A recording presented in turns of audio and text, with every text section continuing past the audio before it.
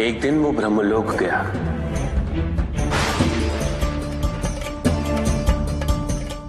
और बड़ी चालाकी से उसने ब्रह्मदेव से चारों वेद प्राप्त कर लिए।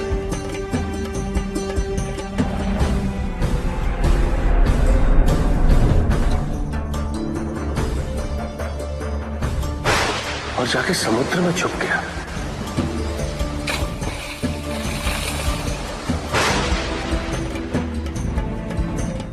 क्योंकि सारा ज्ञान वेदों में नहीं थे, इसलिए संसार से सारा ज्ञान चला गया। जब अज्ञानता का अंधकार फैलता है तो अधर्म बढ़ने लगता है। भगवान विष्णु सब देख रहे थे। उन्हें ज्ञात था कि शीघ्र पृथ्वी लोक पर प्रलय आने वाला है। हैग्रीव के साथ चारों वेद भी लुप्त होने का भय था। ब्रह्मदेव सृजन करता है। वेदों के अभाव में पुनर्जन्म की प्रक्रिया को पुनर्स्थापित करना अत्यंत कठिन। इसीलिए हैग्रीव से उन वेदों को पुनः प्राप्त करना अनिवार्य था। तो भगवान विष्णु ने क्या किया? भगवान विष्णु ने एक मत्स्य रूप धारण किया।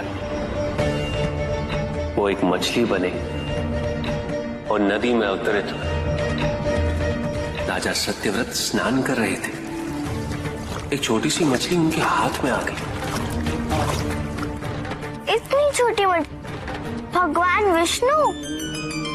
हाँ, राजा सत्यव्रत उस मछली को जल में छोड़ने जा ही रहे थे कि उस मछली ने बड़ी मछलियों का भय जताते हुए उनसे विनती की।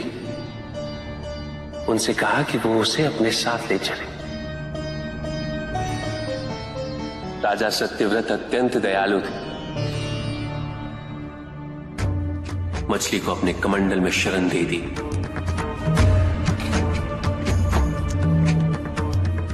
और अपने महल में ले गए।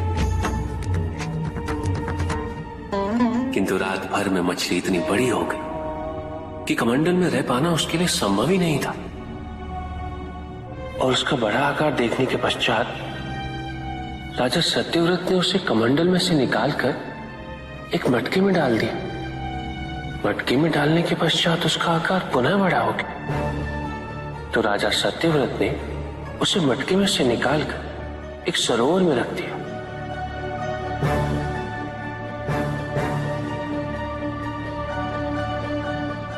किंतु उस एक ही रात में सरोवर में रखने के पश्चात भी उसका आकार इतना बड़ा हो गया कि उसे नदी में रखना पड़ा।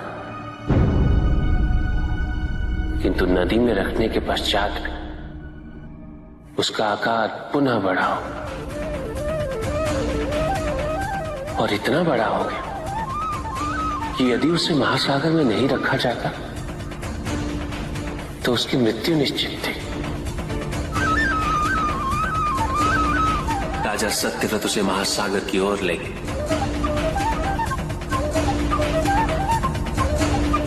क्योंकि राजा सत्यव्रत तपस्वी थे, ज्ञानी थे,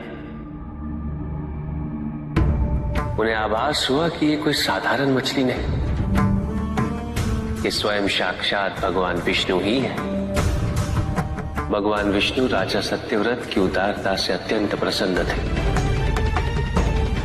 इसीलिए उन्होंने राजा सत्यव्रत को मत्स्य रूप धारण करने का कारण बताया।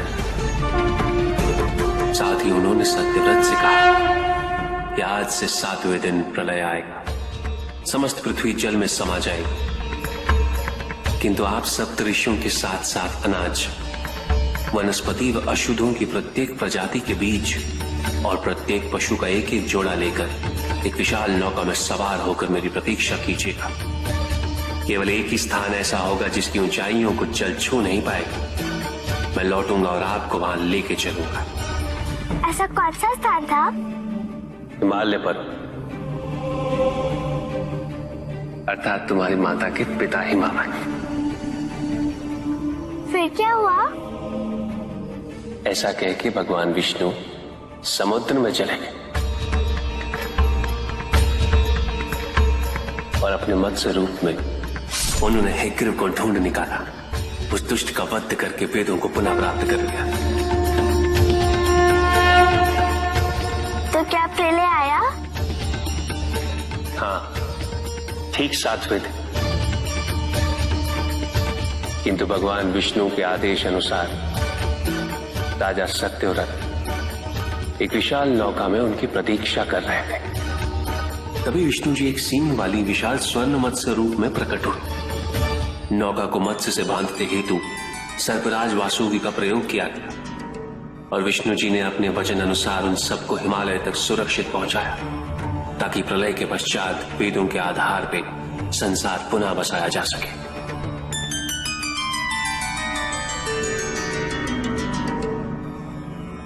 राजा सत्यव्रत मनु कहलाए। मनु अर्थात मानव जाति के प्रजनक। इसी प्रकार भगवान विष्णु ने न केवल वेदों को पुनः प्राप्त कर अपितु समस्त संसार का कल्याण भी। अर्थात भगवान हर संकट में अपने भक्तों की सहायता अवश्य करते हैं।